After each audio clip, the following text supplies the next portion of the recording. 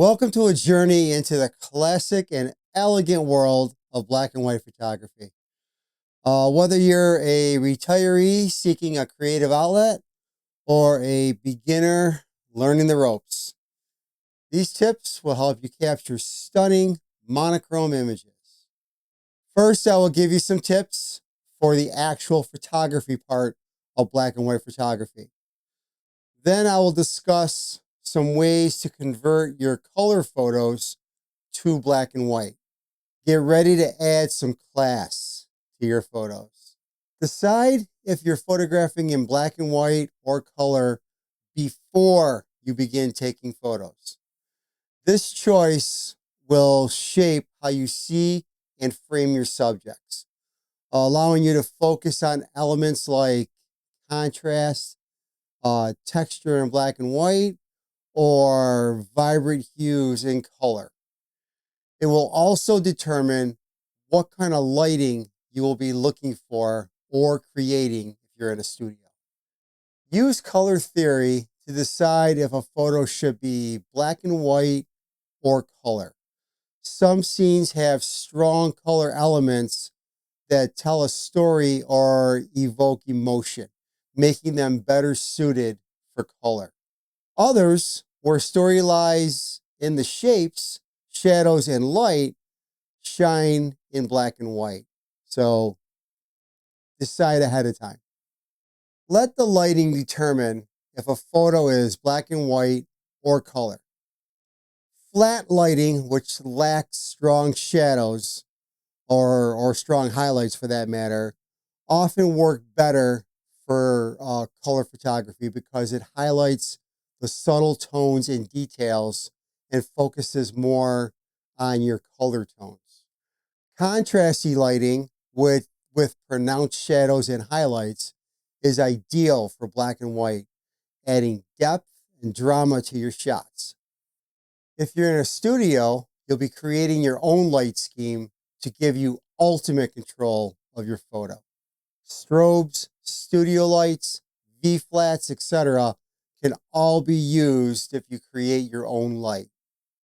Focus on textures, patterns, and shapes. Black and white photography excels at emphasizing these elements, turning ordinary scenes into extraordinary compositions. Look for interesting textures in nature, architecture, and everyday objects. Tree bark or wood grain, brickwork, and architectural design can all make for a great black and white photo. Experiment with black and white portraits. Without the distraction of color, black and white portraits can draw attention to expressions, emotions, and the interplay of light and shadow on your subject's face, creating timeless and powerful images. Portraits in harsh midday light with the use of modifiers can be great for black and white photos. Also, portraits done in a studio will give you ultimate control of your composition. Now let's explore how to convert your color photos to black and white.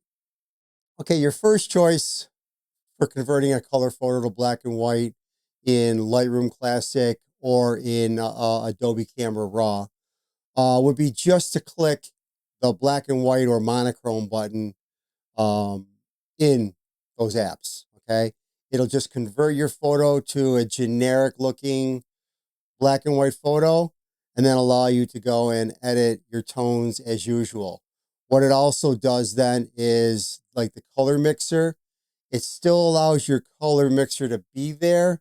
However, the hue is really not there anymore. I believe it's just like luminosity.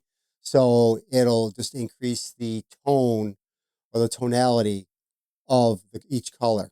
Okay. So that's just one way to do it. I'll be honest with you, it's probably not the best way because it gives you less control.